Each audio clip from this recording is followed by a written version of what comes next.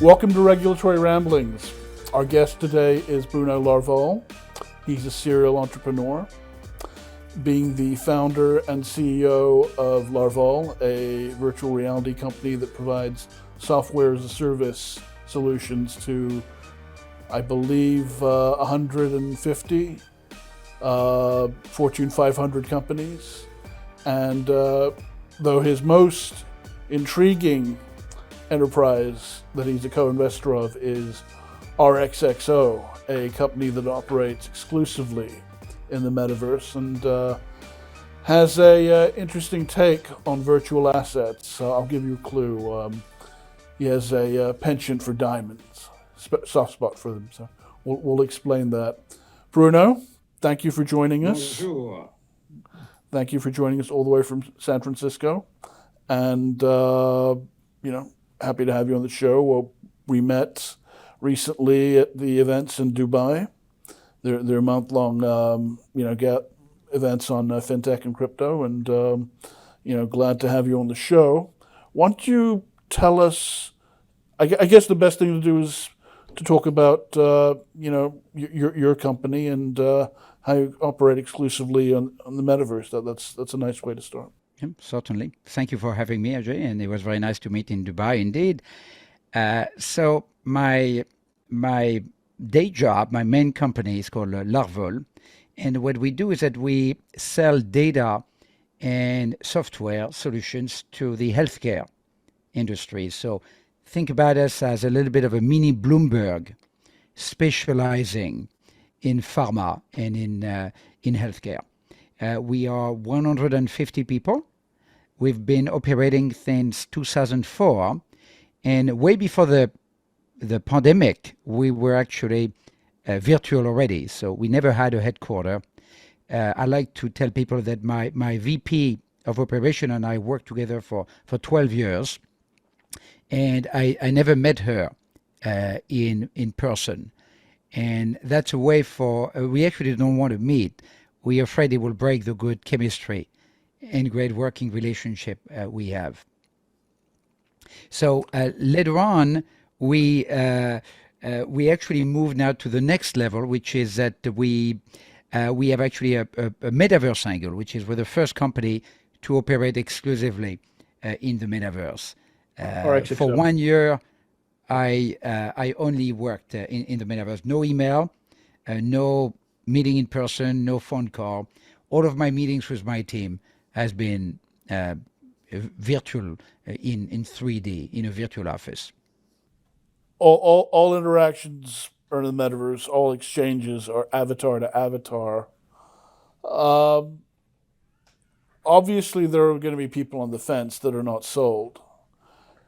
Did you have to coax or cajole or bring them around, or were you fortunate in that you were around like-minded people that were open to technology and the possibilities?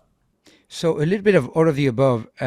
The headset, I've got one in next to me here. I've got the new Pro, for example, is a little bit better than the Quest 2. However, it's still quite clunky, and it's a little bit heavy. It's also buggy. The software that comes with it crashes a good amount. So despite the 10 billion spent a year by Zuckerberg, the metaverse is still not there. So we had a time where people are making fun of it, which is deserved. So yes, with a small company, I had to twist a little bit people's arms to have them come in the metaverse. But we also had a great time. We had a lot of parties. We have all of our executive meetings are in the metaverse, a lot of our one-on-one as well. I think that as I spent 1 year in the metaverse, I realized two things, Ajay. Number one, Zuckerberg is right. As much as I hate to admit it, we're going to live in the metaverse at some point, really in a drastic way, in a way that would change our society. But it's going to take a long, long time. And the big companies in particular are going to have a tough time adjusting because it's such a different way of building relationships between people. So we've been a bit of a guinea pig in running that business experiment, if you will. Well, I mean, I can't imagine the changes you've seen over the course of your career. Something we discussed, albeit in passing, in Dubai, is because we are in Hong Kong financial hub. People want to know what does this mean for the financial sector? What does this mean to, the payment systems and the nature of exchanges and how transactions will be done? What does it mean to legacy financial institutions? Get on board or risk going extinct, or what I mean? Will they have to have a metaverse presence? You see a lot of brand now, of course, building a metaverse presence, creating an event next to Snoop Dogg's in Decentraland or in the Sandbox or in VR Chat. And even banks are dabbling with it, and they should. I think to a large degree, I'm sorry to admit that, but to a large degree, nothing is going to happen near term. And what I mean by that, and the Sandbox got a lot of slack for it, for example, they have about 40 people, daily active users on the Sandbox right now. Now, Right. There was a little bit of controversy while in Dubai about what that means, right? By daily active users, I mean engaged through on-chain interaction as opposed to just logging in on Sandbox. But still, these numbers, of course, for a company of 1 point something billion, a Sandbox, I mean, raise an eyebrow. And some people, including me, as much as a metaverse believer as I am, are going to admit the fact that today in the metaverse, you don't have anybody, statistically speaking. There are very few people really in the metaverse today. So you could say the metaverse is not a place yet where people spend time. We probably, as a company, I know we're the company that is spending the most time in the metaverse. I spend about 5 hours a day on average in the metaverse. No other companies are doing that for all kinds of reasons. So we're still very early. And I know the metaverse went through a cycle of essentially being hyped when Facebook changed its name to now being in a phase where it's made fun of. And then it's going to start again. And at some point, whether it's in 1 year or 3 or 4, I don't know though, might be more 3 or 4. At some point, it's going to come back. And at that point, people are going to be, instead of making fun of it, they're going to be, I predict, a little bit upset, scared. Some people maybe violently, because they will realize how much our life is going to change. And the reason they're going to change is that with mobile technology, with the internet, you're still outside of the machine. You can extricate yourself. But with virtual reality and with the metaverse, all of your senses are taken. You are inside. You're inside the simulation that Elon Musk is talking about. And that step for humanity, not to get dramatic, it reminds me of, remember the movie 2001 Space Odyssey? Yeah. The very Right, end. the humanoid touching the monolith. Yeah. So I like sci-fi. I like to be a little bit dramatic. I do think that the metaverse is us moving inside the machine, moving inside the simulation, and it might take 5 years or 10 years or 30 years. But once we're inside the machine, the digital environment we live in is going to be so much part of our life that is going to be really defining us in many, many ways. And that vision is going to scare a lot of people, and should, because it's a dramatic shift, in my view, in humanity. So I like to be dramatic, like I'm writing a sci-fi movie, but I do feel it's a sci-fi movie. I think we're in the early chapter of it. And I think that ultimately it's a positive movie, despite all the challenges, because empathy and trust and sense of connectivity come from sharing a space. Zoom is not a shared space. Therefore, Zoom is not creating shared memories. But the metaverse, broadly defined as that immersive digital environment where you and I are going to be closer and closer without meeting in person, that's a shared space where the digital objects around us, the digital environment is going to become very important to us. And that's really a point of no return in our evolution as increasingly a digital species. So it is a little scary, and it should be, as a matter of fact. I mean, it's weird because I was talking to one guy and he was like, yeah, I just saw the other guy last night. When was the last time you met him? 3 weeks ago. I mean, it's that type of, thing that you're in regular contact, even if you haven't met the person, and that for some who are used to the technology of an older age, that disconnect between time and space is hard to grasp. On the point of connectivity, there is a concern that it may lead to people disconnecting from the real world and living the bulk of their lives in the metaverse, and that's not healthy. In terms of the negativity attached to the metaverse, I think a lot of that was the backlash against Zuckerberg and Facebook and their actions in recent years, and so guilt by association, Meta or the metaverse was also tainted. But in terms of it's a unique journey for you as an enterprise and as an individual, because you're not selling the metaverse to anyone, but you're primarily active on the metaverse. So that is your address. That's right. My company is not selling the metaverse. We have a few customers who are asking us to help them with the metaverse, but this is not our primary job. Our job is to develop software in healthcare. The metaverse is just where we meet, where we talk, where we have fun, where we connect to each other, where we create empathy, trust, sense of camaraderie, sense of being in the same company, culture.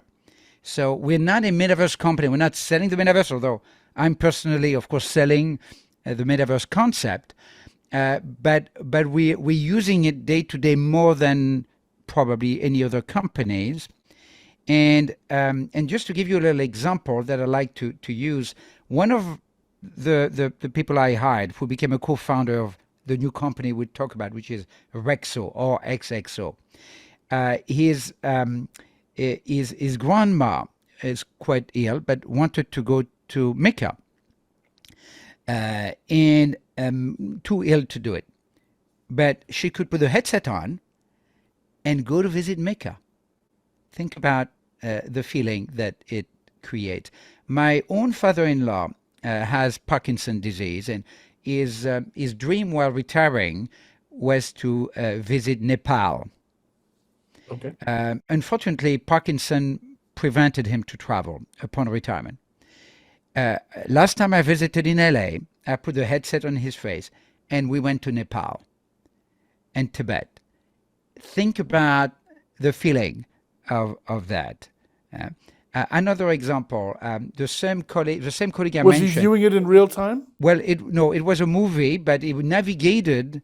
I'm sure there's also a way, I assume, but still, he visited an environment that was a real Nepal recreated partially in 3D, and he navigated it interactively with a headset on his face. So that's another one more example. One of my colleagues said when I recruited him, he said, "I want to immigrate to the U.S., based in Pakistan. That's what I want to do." It's not easy to immigrate to the U.S. It's not easy. Post 9/11 world, it's a lot tougher. Yeah. And then the other day he said, "Well, you know what, Bruno? I realized I already immigrated out of Pakistan because he's working in our office in the metaverse. In the morning, he put a headset and he immigrates outside of his country in the metaverse. So the sense of where you are, well, I'm in the metaverse, right? So the sense of where you are, the environment, the space, the office, the island, sometimes we like to meet next to an island, all of that is now redefined as our environment. And the technology is getting better and better. One more example. The new Pro has a camera facing you. So not only it renders your hands perfectly, you can have fine movement of your hand without glove, no need for glove or controllers. I mean, yes, you have the controllers here, but you don't need them. But also, your face is re-rendered. If I wink, my avatar winks. If I roll my eyes, and I tried, my avatar roll. If I yawn, I've got to be careful because I thought my yawning in the old days wasn't visible. Now if I yawn in the middle of a presentation, everybody sees it. So we're becoming deep faked avatar, and within a few years, our avatars will be augmented us. So it will be, not only will choose our look, so I can look younger, better, more hair, anything I want. But also the way my face moves, no wrinkles. So it's going to be quite amazing. Actually, it's like a little bit on Instagram, a filter, but square or quadruple. I mean, amazing. So I think it's inescapable. But you're right. There is a risk. It's actually unavoidable that the metaverse competes with other interaction in our life. I don't have time to meet you at a coffee over there at Café de la Presse in San Francisco if I'm meeting with someone else in the metaverse. Even the family, right? My family sometimes say, "Oh, Bruno, hey, come to dinner." "Oh, I'm in the metaverse." So all of the relationship in our life are competing with each other. All of a sudden, with the metaverse, our attention that was already taken by TikTok, by Instagram, by Snapchat, blah, blah, blah, blah, blah. Now there is a metaverse on top of that competes with all of the other real-world proximity in our lives. It's going to be fascinating and scary at the same time. But at the end of the day, how can you even get into a war when you buddy with people all over the world? And social media already does that, by the way. It has the potential to bring the world together. I agree. Yeah. One more advantageous, and that's my manifesto in favor of the metaverse. I probably annoy a lot of people when I go to it, but here's the other thing. In business, we fly to New York for a 3-hour meeting all the time. Think about how ridiculous this is from a energetic standpoint, right? Now, Zoom is not like meeting in person. We don't create the same report in Zoom as we do when we met in that terrace in Dubai, having fun for a couple of hours, eating a very good burger. And so Zoom doesn't do that. But the metaverse is starting to do it. So to sign a contract with you, to really get a sense of who you are, to connect with you, to build that trust, increasingly, a meeting in virtual reality is going to compete with flying to Hong Kong and visiting with you.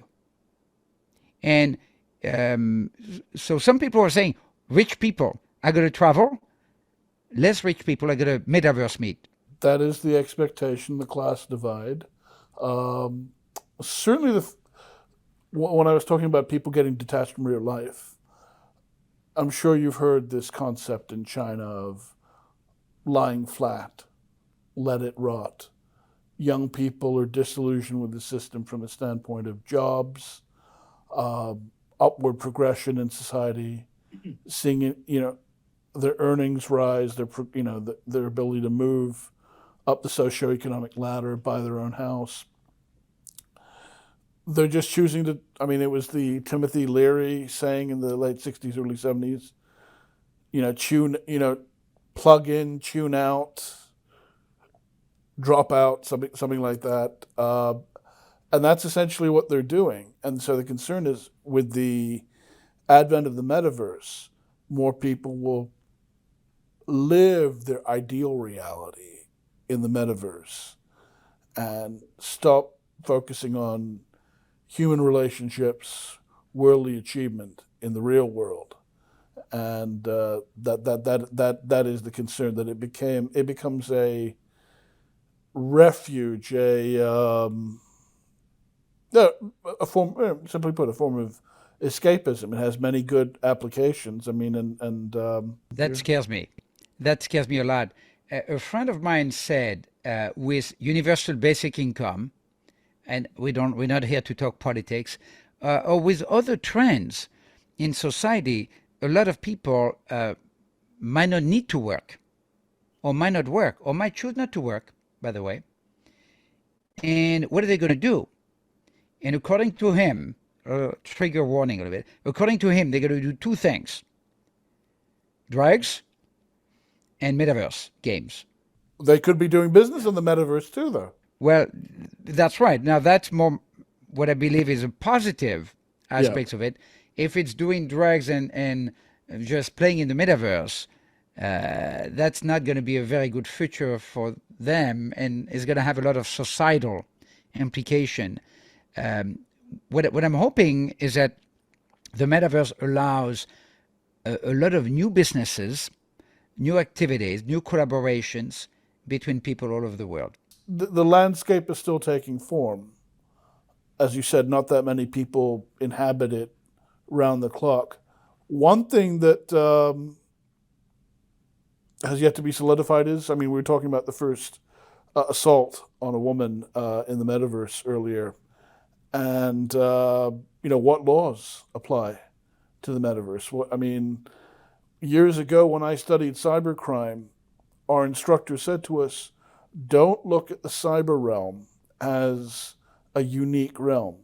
You're applying traditional definitions of crimes to crimes in the cyberverse, and it'll be up to you to decide how those crimes apply to activities in the cyberspace. So, should we, but even still, people feel the broad contours of the law and regulations for governing cyberspace are not that clear. Whose laws apply? In the case, and very few companies, and broadly speaking, technology, operate without any kind of regulatory or legal oversight. So in the case of your own company, shows that regulation and legal strategy is important, and that you decided to incorporate, not in the U.S., not in Hong Kong, not in Dubai or Switzerland, but the BVI. That you feel gave you a strategic advantage. And that's a bit the connection to my new business, a sister company to LARVOL, which is RXXO, the diamond of the metaverse. But just before we talk about that, I want to go back to your point about behaviors and etiquette in the metaverse. When I open my Meta workroom, which is one of the places I'm doing most of my metaverse work, so thank you, Zuckerberg. When I open it now, Zuckerberg tells me, be careful, behave, right? Keep in mind, Bruno, that an avatar is just a person with a headset on. Take into account personal space, for example, and behaviors, right? And sometimes it's a little annoying and patronizing, but behind it, there is something very true, which is that an avatar is a person. It's not a cartoon character. And when we meet an avatar, we have to have the same respect as if we were meeting in person. And there's something, I'm thinking about some of these TikTok, when you see dogs sort of barking at each other when there's a barrier between us. It's fascinating. They bark like crazy. You remove the barrier, they're too nice. They stop barking. Why? Because they know that then they have to fight. But the fact that there's that barrier allows them to be nasty to each other. It's actually a fascinating video. All of a sudden it becomes real. Yeah.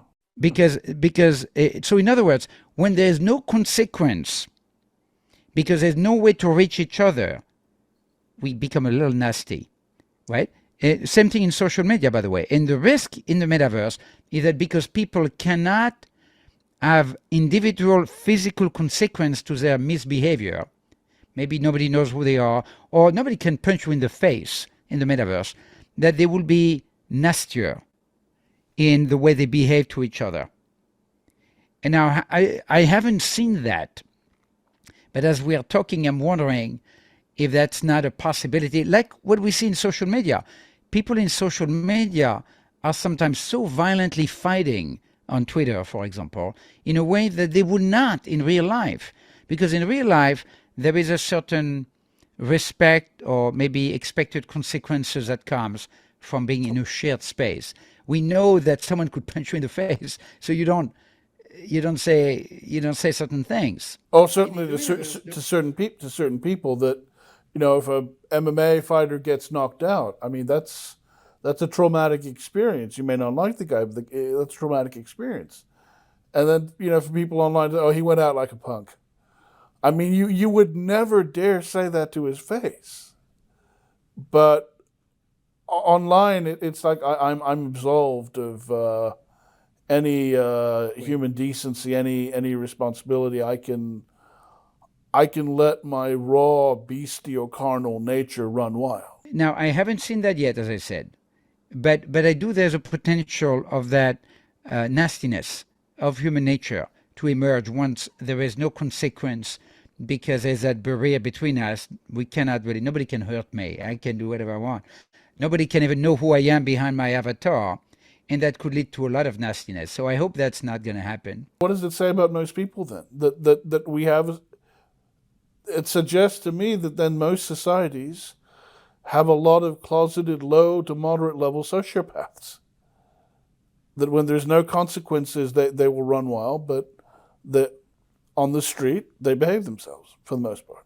Well, and that's back to a point you made earlier, which is, will Zuckerberg in particular, maybe Apple, maybe Samsung, will have to see own the metaverse?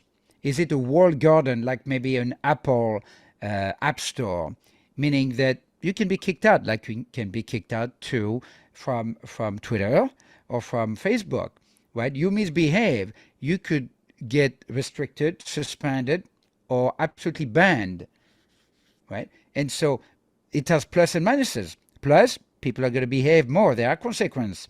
Zuckerberg can ban you from not a metaverse, but maybe the metaverse. If Zuckerberg's metaverse becomes the dominant one, like Twitter is a dominant public space for discourse, right? So think about it. You could be banned from the metaverse. And the metaverse is a place where things happen. Think about the power of whoever controls the metaverse. This is why I predict that Zuckerberg is going to be successful, is going to own the metaverse or the main metaverse, and is going to be the world's first trillionaire. That's my prediction. And I'm not saying that and saying that's good or that's bad, but that's my prediction. On that point, then, if he owns the main metaverse where most people operate, most people transact, but you do envision multiple lands, right? Multiple metaverses that different people will operate in. Then I guess it's like visiting different countries. Oh, I'm going to hang out here this weekend. Go shuttle back and forth. Certainly the expectation is that most commerce in the metaverse will probably take place on Zuckerberg's metaverse. That he's, because of the size and scale and the first mover advantage, because of Facebook's inherent strengths, that he's poised to capitalize on that.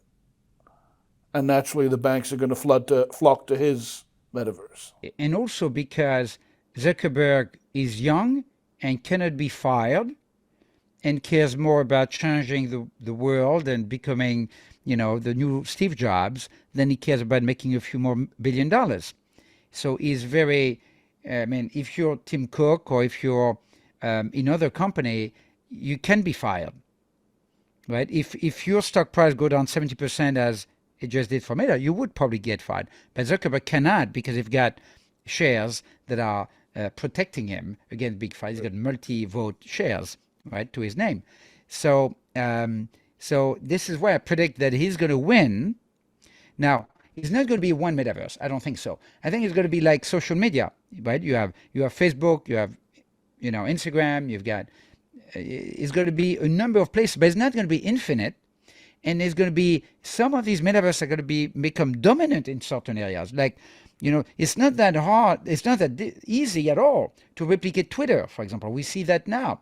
If someone wants to say, okay, I quit Twitter, where are they going to go to find the same type of communication environment?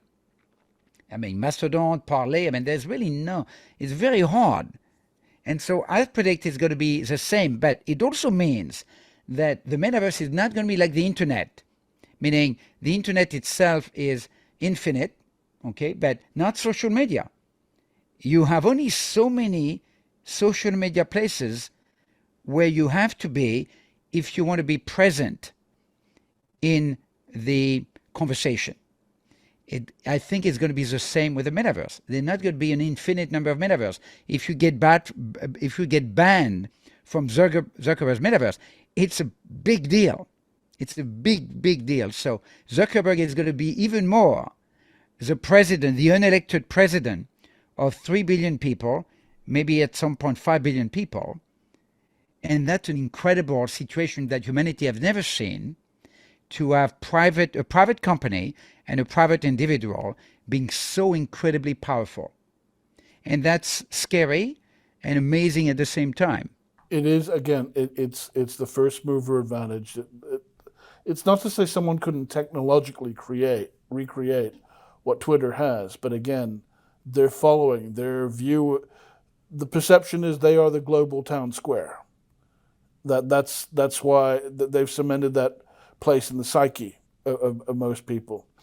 And to your point about the walled garden, well, that assumes rules. That assumes a watchdog, a policeman.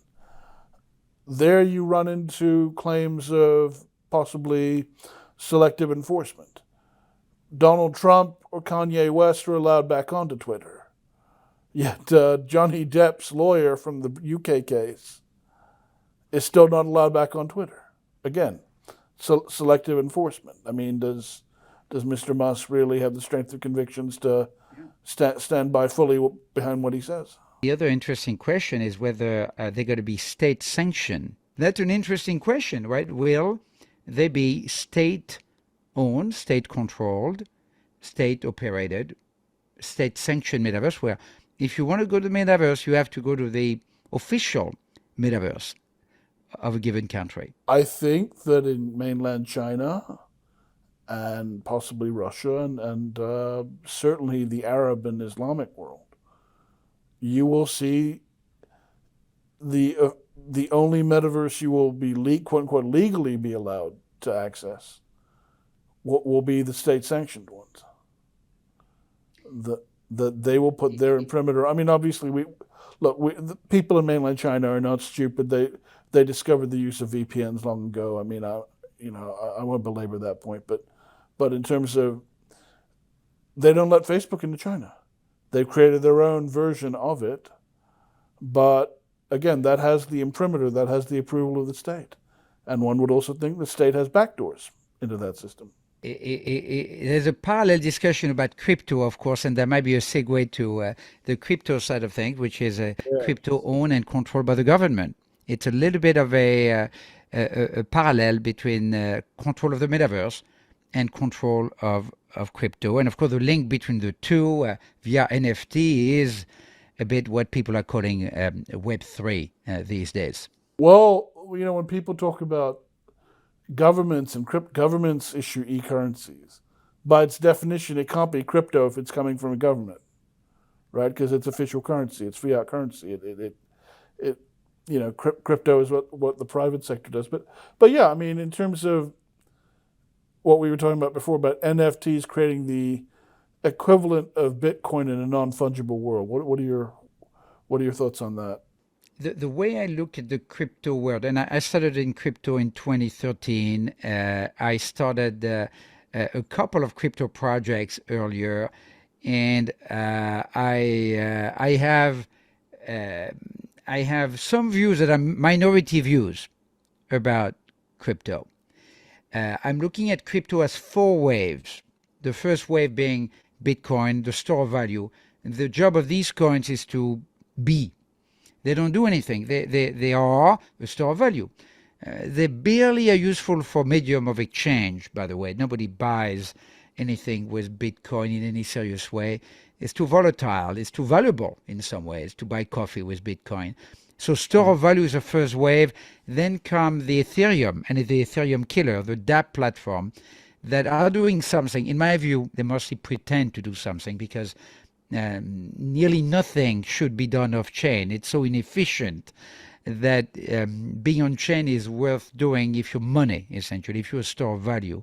But nearly everything else, in my opinion, and again, I'm a minority on that point, nearly nothing should be done off-chain except being value, being a currency, or being a store of value. So the second wave is the decentralized app, right? The Ethereum and Ethereum killer. The third, unfortunately, is DeFi. So, of course, it has been a tough ride recently, and the whole idea with DeFi is we'll give you a yield of 20%. And if you believe it, and you don't know where the yield is coming from, as they say, the yield is coming from you. Hidden risk in a stable coin that is not that stable, as we saw with Luna and in a different way with Celsius. So that's the third wave. The fourth wave is NFTs. Of course, it started way back when with CryptoKitties. I still have one CryptoKitty. And then re-emerged in 2021 with a vengeance, with the apes and the punk and so on and so forth. And of course, the souffle went down quite drastically.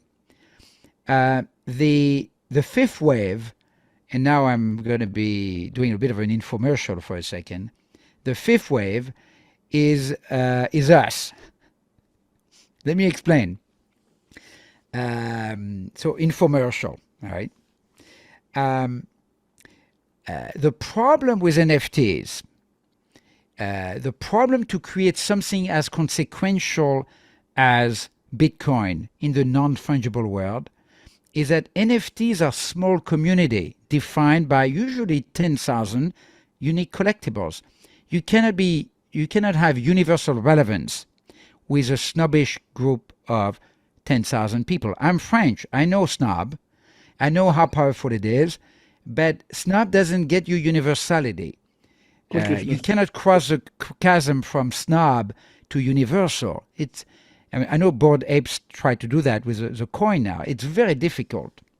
So it's not universal. The second problem with NFTs is that it's cool.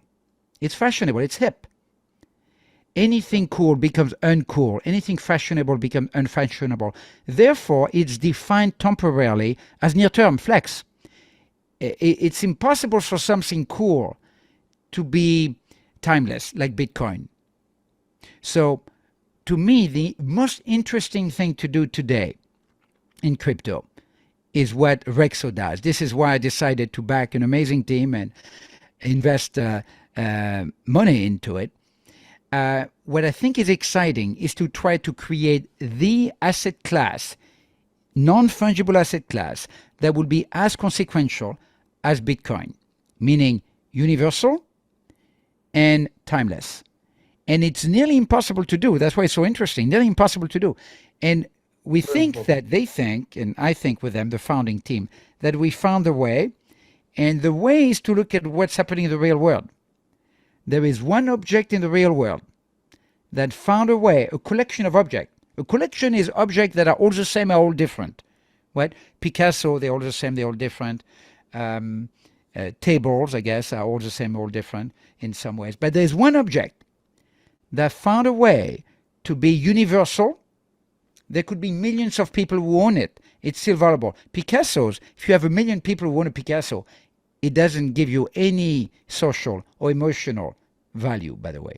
So there's one object that is universal and has a claim to timelessness, and it's the diamond. The diamond, in the real world, found a way to be universal and eternal. A diamond lasts forever, right? Had to make 3 months of salary last forever. And so what we decided to do is to use a social contract of a diamond to create what my colleague called, I think that's a wonderful term, a cryptangible. Something crypto that replicates a tangible asset class, the diamond. So what we did is that we created a digital twin, not of one particular diamond one-on-one. They're not tethered diamond. They're not pegged diamond. But it's a digital twin of the entire supply of diamond. 1 billion diamond, which is the approximation of the number of cut diamond in the world. 1 billion diamond. And to say there will never be more than a billion diamond in that definition of a diamond. So in other words, we're not Tiffany, we're not selling a jewel, we're more De Beers, or more precisely, we have the definition of the diamond in the digital world.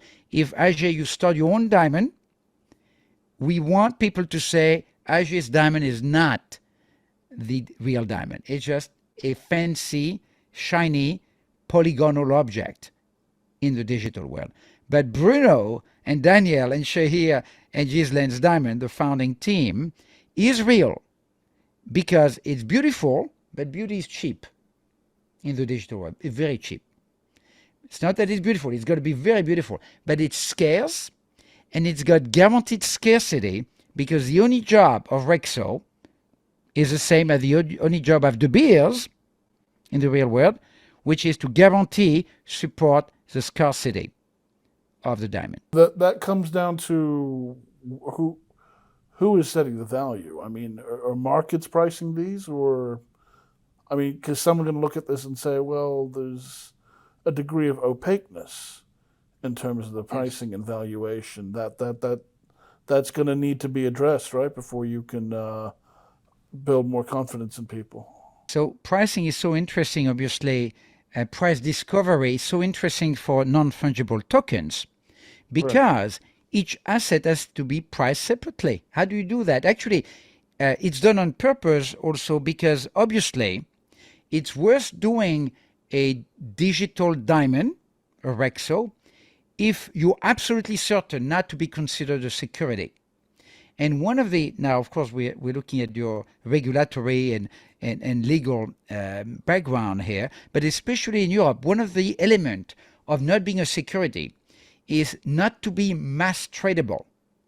If you're mass tradable, you have a higher likelihood of being a security.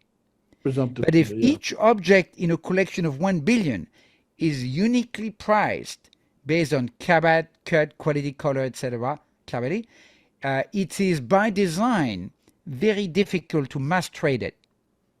So in other words, it is much removed from being a security. But price discovery become a very interesting topic, super interesting. For example, the initial pricing of the RXXO diamond is determined at a 20,000x difference from the equivalent stone in the real world. So in other words, a 1 carat diamond is going to be, let's say it's about 10, perfect one carat diamond. Let's say it's $10,000, all right, in the real world.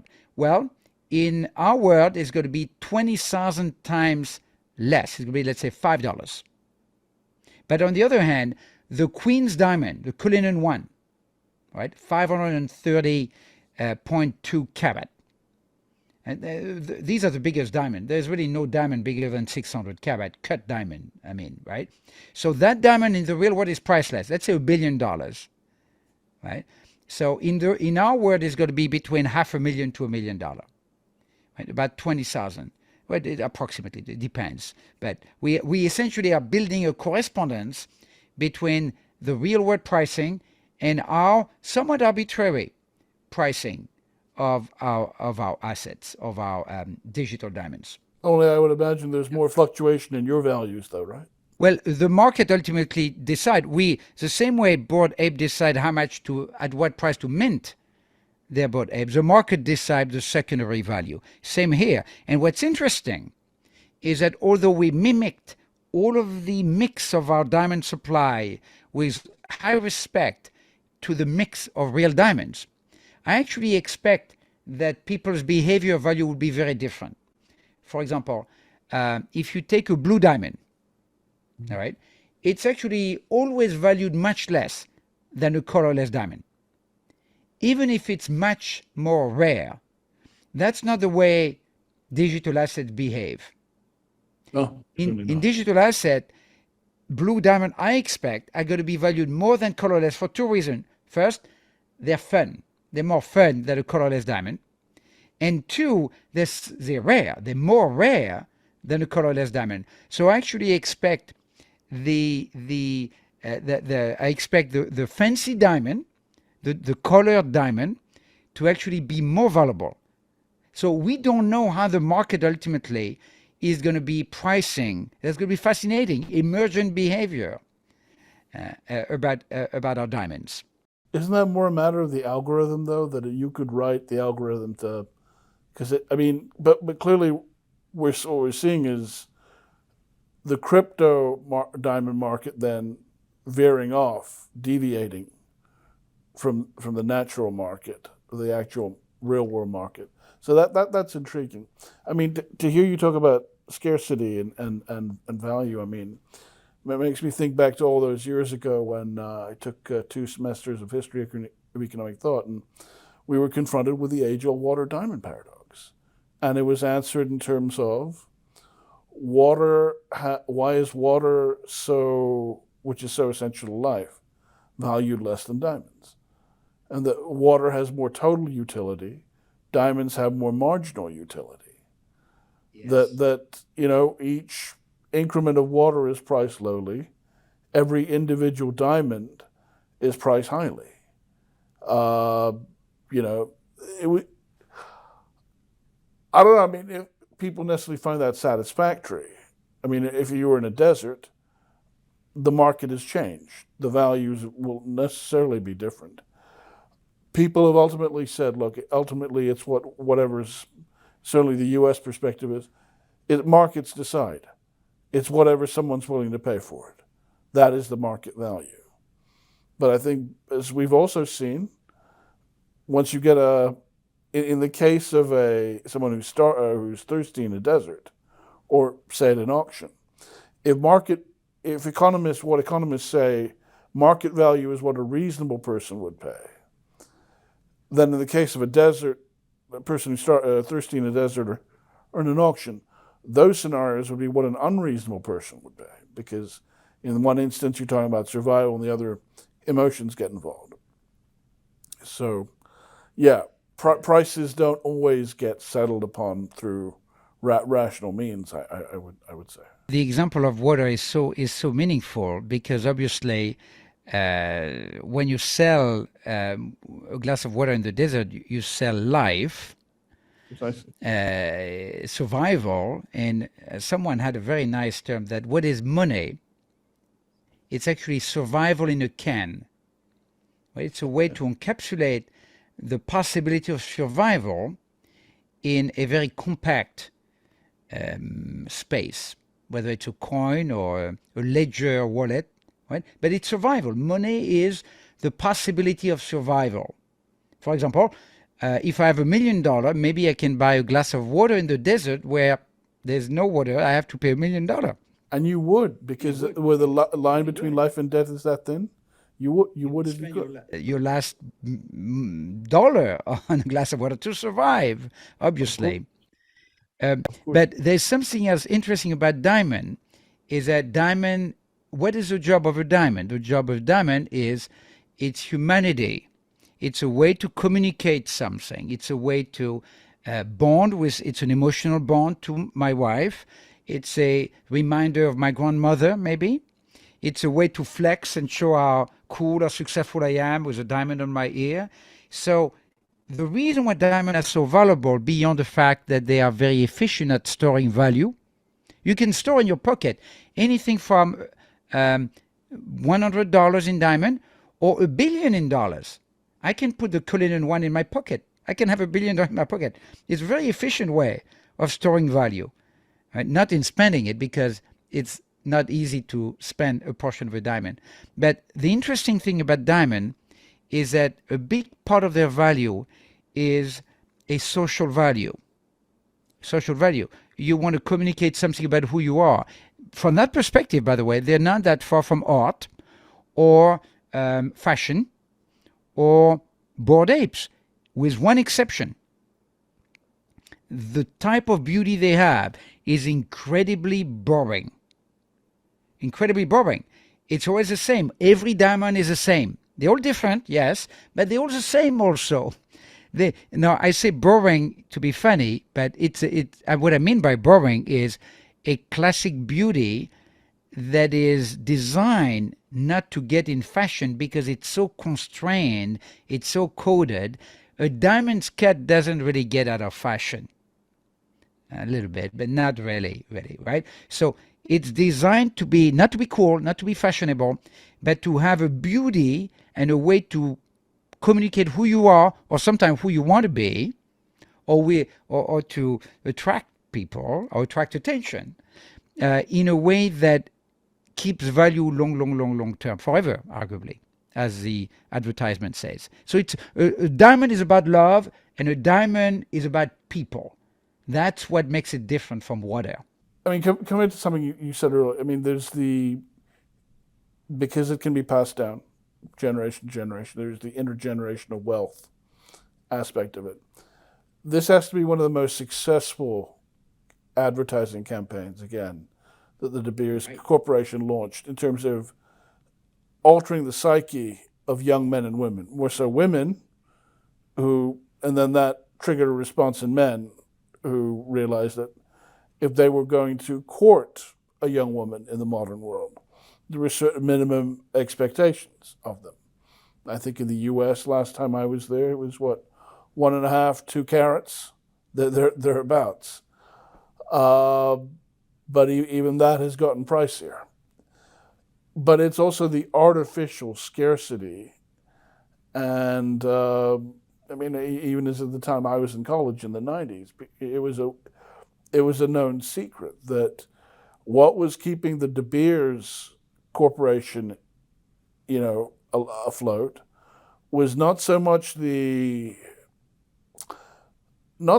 abeyance of U.S. Justice Department lawsuits, which people had wanted to file for a long time and come after them for antitrust violations, but the fact that the Russians had so many diamonds in reserve, that the agreement the De Beers Corporation reached with the Russians in the late 80s, early 90s, was the only thing keeping that market afloat. Because had they drowned the market in there's, as you know, Russia has every element of the periodic table. Had they drowned the market with their diamonds, I mean, even today, diamonds, you can buy diamonds on the street. You can buy them on the streets of Antwerp, outside of the legal official system. You can buy them in India. But yeah, that scarcity that's been enforced, I really think that for the average person, yeah, it is scarce, because the De Beers marketing has done such a Jedi mind trick on most people that it's left an indelible mark, an indelible imprint on people's minds. The De Beers invention, essentially, of the diamond with make sure that or allow 3 months of salary to last forever is probably one of the most successful slogans in the history of business. So when in Dubai, we had a booth, and people came to visit the booth, and on the booth we presented our digital diamond, but we also had these. I don't know how clear with the camera. I remember. You remember these, right? So we gave away 100 real diamonds at the booth. So at the center of that little box, there's a real diamond. Now, it's a small diamond. It's actually 0.01 carat. The digital diamond that we gave away, we also gave a digital diamond of 10 carat, which was worth more than this one. And I was playing a game, which is to ask people, how much do you think that small diamond is worth? And I was so amazed at the response. People would say $100. Someone said $250. The real answer is $12. We paid $12 for each of these real diamond. And when you think about it, $12 is nothing, because the whole $12 had to go into creating the facets of that diamond. You need someone to hold the diamond and to create, I don't know how many facets, not the 50 facets, but at least there is 10 facets in it. That has to call most of that $12 is a cutting. What it means is that small diamonds are worth nothing. In other words, the value of the diamond is the scarcity of a diamond, which only comes with size. Small Right. diamonds are worthless or near worthless. I mean, $12 is something, but a one carat diamond is probably $5,000 to $10,000, and then the bigger diamond, it's an extremely exponential curve. And this is how the diamond found a way to be universal. Because what matters is not that you have a diamond and that I have a diamond, is that my diamond is bigger than yours, Yeah. or more beautiful, or clearer, and so on. That's ancient, that's primal. And in terms of the exponential curve you speak of, we see that in Hong Kong real estate. Smaller flats, smaller price per square foot, lower price per square foot. Bigger flats, not just cost more in Yes. totality, but the price per square foot is higher with larger flats. I can't explain it, Yes, but same idea. yeah. Now, there is one other aspect for me in what we're doing and in what could be done that is interesting in the area of non-fungibility and digital diamond. What we wanted to do is to make sure that people feel good when they buy an NFT. Young people, in particular, they don't just care about money, of course, which is very good. I admire them. They care about the planet. They care about many very positive things beyond money. Well, they have the luxury at that age. Yes, that's true. But still, I admire their outlook. And for example, blood diamond, people shouldn't use them. I think they're going to use them less and less. Right. Lab diamond, first, is not rare because you can create as many as you want. Also, they take a good amount of energy to create. So we wanted our diamond to be carbon negative. If you think about it, it's beautiful. A diamond is intended to be carbon negative because it captured a bunch of carbon, compressed it, right? A diamond is a piece of coal that did well under pressure, as we say, right? So by nature, and it's a lawyer friend of mine, Neil Perret, who came with that image. By nature, a diamond is supposed to be a tool of carbon negativity. It's supposed to be a way to capture carbon from the environment and make it into a beautiful object that is good and beautiful. And so our diamonds are also carbon negative. So when you buy a diamond, you're actually making a carbon negativity act. And on top of that, we like to call them health positive, because 20% of our tower of diamond, so again, imagine the Burj Khalifa. We were in Dubai again. Imagine the Burj Khalifa of diamond. At the top, 10 big ones, that's it.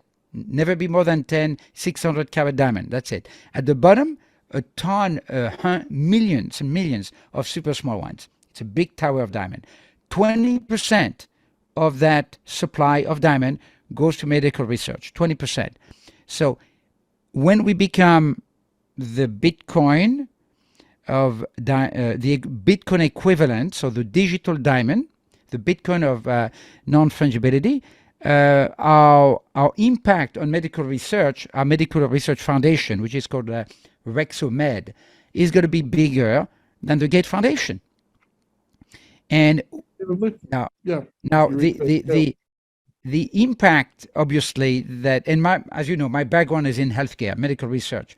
That's my field, and I love the idea that RXXO's diamond can have an impact in medical research, and will. I'm super excited about that.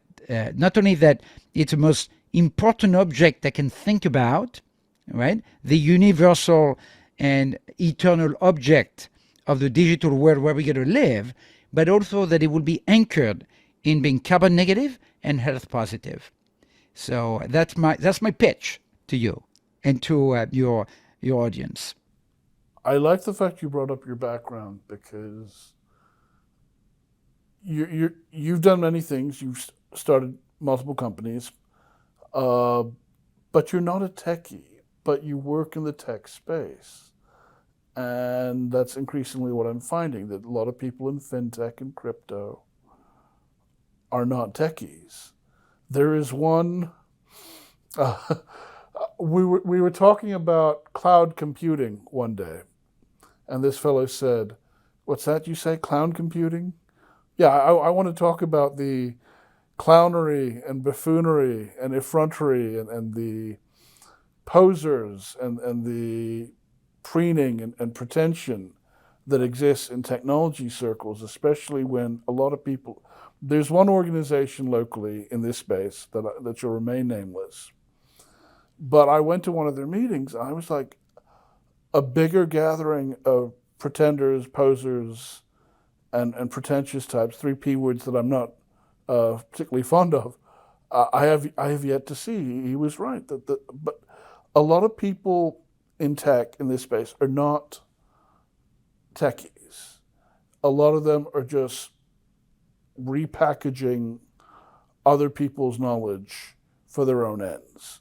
A lot of people, I know lawyers, I know regulators, I know bankers, that have gone to the trouble of learning about the subject matter. And they are really power users. There are people that are sincere, and there are people that are just posing. But in your field, again, a lot of people are not techies.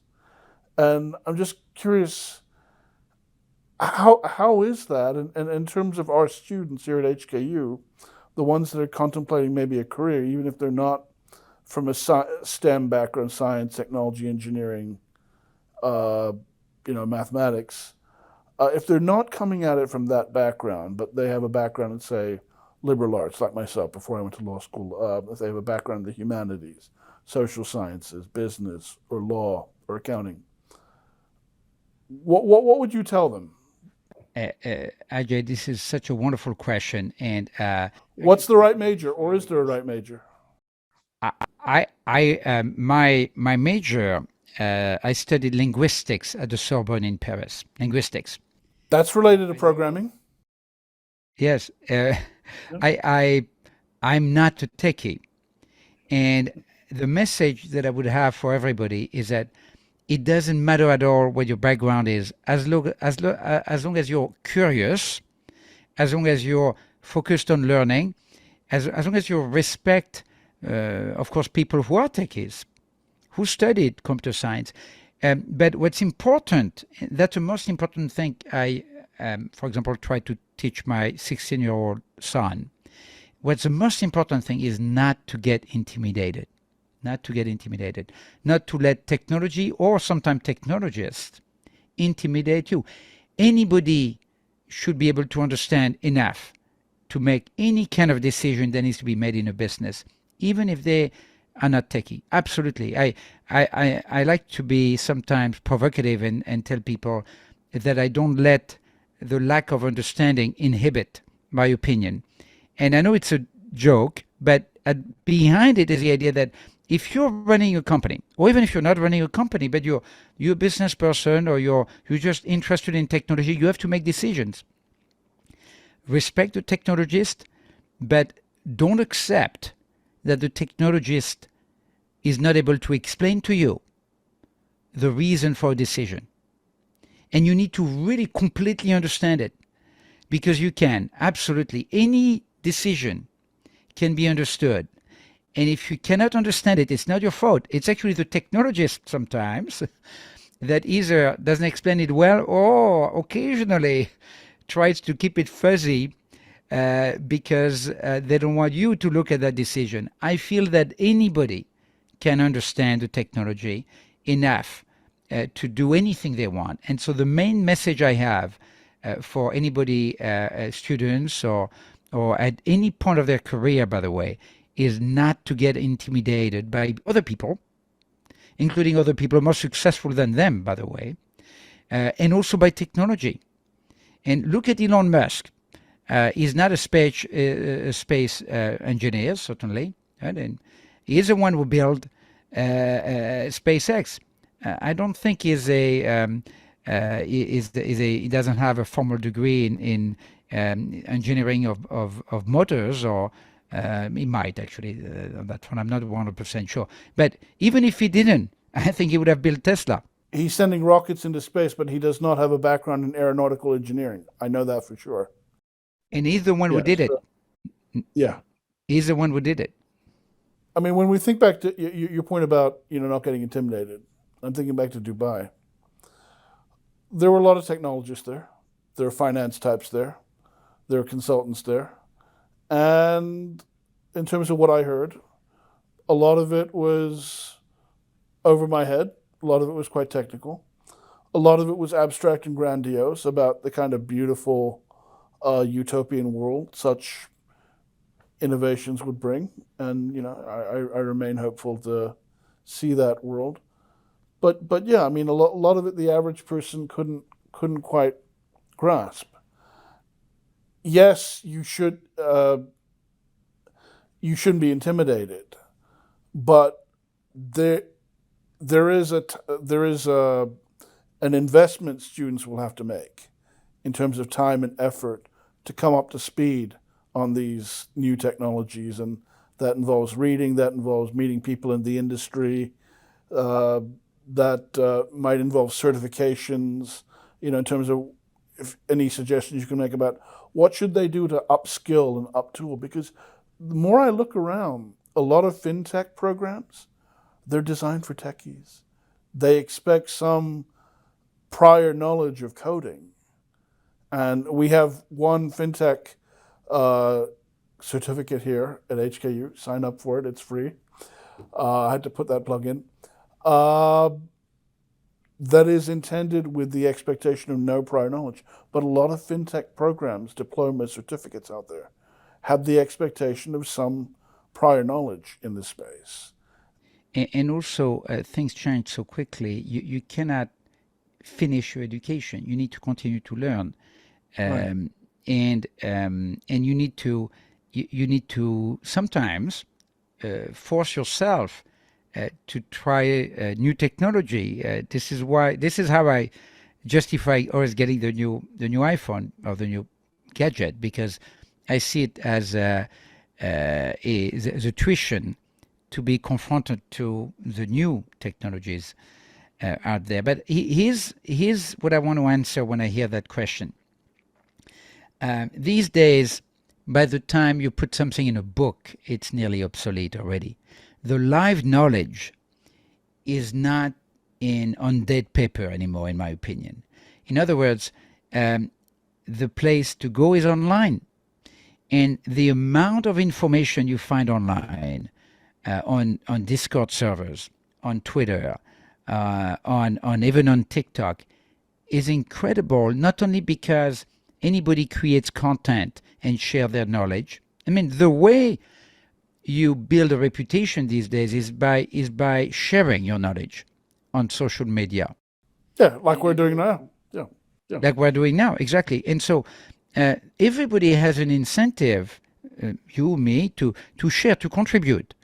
You can even call it content marketing, if you will. But so the amount of knowledge and content out there on social media is incredible. And it's not just a content, is that imagine that you can interact with the author of that content live. You could direct message me. I hope, please, by the audience, by the way, if you have any question, connect with me across all social media. I might be restricted now on LinkedIn because I reached my cap. So now I can only be followed. It's harder to send me an invite. But otherwise, connect with me. You can interact with the author of a tweet or a TikTok or an Instagram. So imagine that there is an ongoing conversation instead of a book that is static. There's an ongoing conversation with an expert, and you can join that conversation. You can ask questions. You can make commentaries on that knowledge. Social media has so much to offer in that, beyond the fighting and the posturing and the politics. It's incredible. So to me, and it's also leveling across all culture and all country, by the way. Anybody in any country can learn so much if they want to. And that's really incredible when you think about it. So I think everybody should join the conversation, the digital conversation. And that's how they can both learn and contribute by their good questions, their good comments in learning a new field, whether it's a metaverse, whether it's cryptocurrency. One more thing is that the best way to learn is to do. So in other words, if you can buy a headset, you don't need to buy that fancy one. Frankly, $1,500. It's called Pro because it should be bought by companies, not by people. But the Quest 2, $300. When you think about it, what it allows you to do, including joining Metaverse, including a lot of sports app, including games. If you want to understand the Metaverse, I would argue you need to buy a Quest 2. If you want to understand crypto and Web3 and NFTs, you need to buy even a little bit, even $10, $100 of crypto and get a couple of free NFTs. The way to learn is to do, is to really participate, not to read so much, in my opinion, is to practice. It's a very different kind of learning, and that's how we understand a new field. Certainly on the, there's no substitute for on-the-job learning. I mean, case in point, I have a master's degree in intellectual property, okay? I was putting together one of my screenplays, and then the copyright lawyer I was working with, I mean, I thought previously you just register, log your, script with the Screen Actors Guild, in the US, pay your $20, that's it. That does not give you complete protection. You want complete protection, I found out from the lawyer, you've got to go to the Copyright Office in DC, and there it might be a few hundred, might be a few thousand. You want complete airtight nationwide, and for practical purposes, global protection. That's what you've got to do. You don't learn these things in school. You learn these things from practitioners. And when it came to crypto, certainly I learned more about crypto when I made my first purchase of it and how to use it than any of the conversations I'd had before then. I mean, that's what people kept on telling me: get into it, take the dive, take the plunge. Your learning will rise exponentially once you do that. In the time we've got left, is there anything you feel we haven't covered that you'd like to expound upon? Well, the message I like to highlight when I talk about these topics is that although there are some challenges and there are some negative in every technology, the potential for good for both crypto, NFTs, Web3, digital diamonds, and the Metaverse is absolutely, I think it is actually underappreciated because it's so easy to make fun of people with a headset on. It's so easy to make fun of people collecting bored apes or obsessing about Bitcoin price. It's still a very small group in some ways, and it's easy to make fun of them, and therefore, in my opinion, it is actually underappreciated how deep and how, I argue, positive the Metaverse, Web3, NFTs, cryptocurrencies is going to have. I actually think, to be a little dramatic, that this is going to be the answer to the climate crisis, because we can meet without traveling. That's a huge deal. It's a huge deal. And second, I hope, I'm going to sound naive a little bit, war. As I alluded before, if all of your friends are all over the countries, and if people in Ukraine and Russia, their friends in the Metaverse are, their closest friends are not the one necessarily just next door, but they're all over the world. How do you go to war with your friends? So in other words, yes, there is a lowering of the importance of nation states, but that was already started with social media and cryptocurrency. The Metaverse is the third maybe nail in the coffin, maybe not of nation state, but of nation state being so powerful on our lives. And again, I'm from France. In France, the role of the government, the role of the country, the role of government is very, very strong. Very less in the US a little bit, right? So I understand how powerful it is, but I also understand how the Metaverse, crypto, and social media are powerful counterpowers to the power of nation states. Some people see it as negative, by the way, and I acknowledge that.